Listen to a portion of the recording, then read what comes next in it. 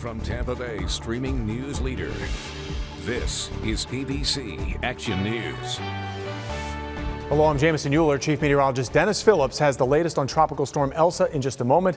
But first, here are your top stories at this hour. Storm preps continuing ahead of Tropical Storm Elsa. Counties and cities handing out sandbags today, all day, and continuing tomorrow as well. Pinellas County opening up 2 shelters tomorrow, one at the Lealman Exchange and another at the Ross Norton Rec Center. Also, Pinellas County schools closed tomorrow for their summer operations that are going on right now. People also lining up in Manatee County to fill up sandbags today. Their biggest concern is flooding, especially with all of the recent rain and the localized flooding that Tropical Storm Ada caused in some areas just 8 months ago. In Longboat Key, where Ada is still fresh on their minds after 3 feet of storm surge combined with high tide caused about a foot of flooding in dozens of homes in the Longboat Village area. Manatee also has shelters opening for this storm. Hillsborough County deputies are investigating after a woman was found dead in a pond and appeared to have injuries consistent with an alligator attack. The sheriff's office could not confirm to ABC Action News that an alligator attacked the woman, but FWC and a trapper were called out to that pond last night after her body was found. This happened in Valrico on Sunday evening behind the Landings Bar and Grill. We will keep checking with the sheriff's office and update you as soon as we know more. Now here's Chief Meteorologist Dennis Phillips with Florida's most accurate forecast.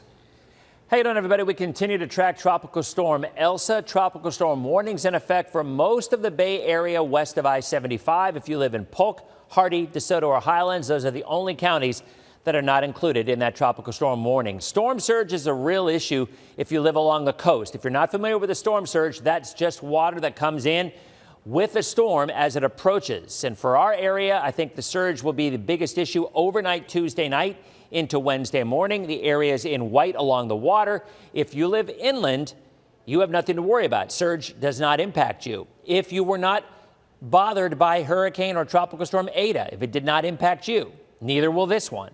If you were influenced by Tropical Storm Ada and you did get water, then there is the chance, I think we're looking at maybe totals lower than Ada, but still the same kind of impact in some areas. So we really have to watch that one closely.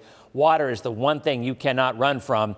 So sandbag accordingly in those areas if that is a spot that you're concerned about with water rise. Otherwise, winds of 50 miles an hour. We do expect the center to stay offshore of Florida, hopefully far enough offshore that it doesn't impact us directly. I do think coastal areas get this either way, but we're talking winds of 40 to 50 miles an hour. Winds will not be the biggest issue, certainly. Rainfall will be a problem with some flooding in the area, but that surge is probably our biggest concern as this comes through.